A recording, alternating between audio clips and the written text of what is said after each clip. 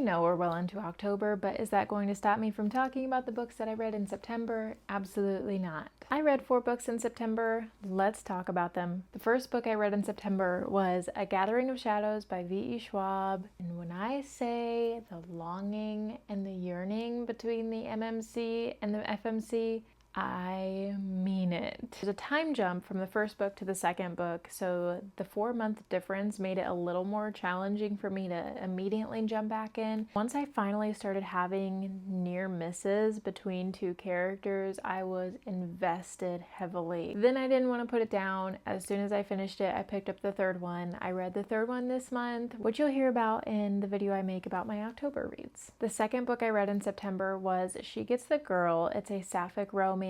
She Gets the Girl is about Molly and Alex. They go to the same college together, and Alex is trying to help Molly ask out a girl she's had a crush on forever, except during this 5-step plan that Alex comes up with, they fall for each other instead. I thought that the book would have more to do with roller skating than it did. There was only 1 chapter and 1 scene really where they went to the roller rink. I grew up roller skating, so when I saw a cover with roller skates, I was immediately drawn to it and knew I had to read the book. So I was a little disappointed that it didn't have more to do with roller skating, but I still did enjoy the book. The 3rd book I read in September is Children of Anguish and Anarchy. That was the 3rd book in the Children of Blood and Bone series. This was a 5 out of 5 star series for me. I loved it the entire time. Unlike with the Shades of Magic series, I never had that moment in the 2nd book where I felt like things slowed down. I noticed that in duologies and trilogies, sometimes I start to pull back from the series a little bit because I feel like the 2nd book slows down, but this was high stakes the entire time. Plot twists continuously that I could not predict. These are probably some of my favorite characters of any book that I've read so far this year. The author takes them on a non-linear journey to complete their character arc. They're constantly put in situations where they're asking themselves, am I actually doing the right thing? The last book I read in September was Blade Breaker. It's part of the Realm Breaker series. I just have 1 more book in the series left. I'm hoping to finish the series before the end of the year. I did enjoy the 2nd book of this series more than the 1st book. I enjoyed the 2nd book more because I already knew the characters going into it. When I read the 1st book, I felt like I was getting a whiplash because there were so many different POVs. I was losing track of which character was which. I bought all these books before I read the series because I actually got the 2nd book on sale. So then I thought, well, I have the 2nd book, I'm probably going to need the 1st and 3rd book too. Had I bought the 1st book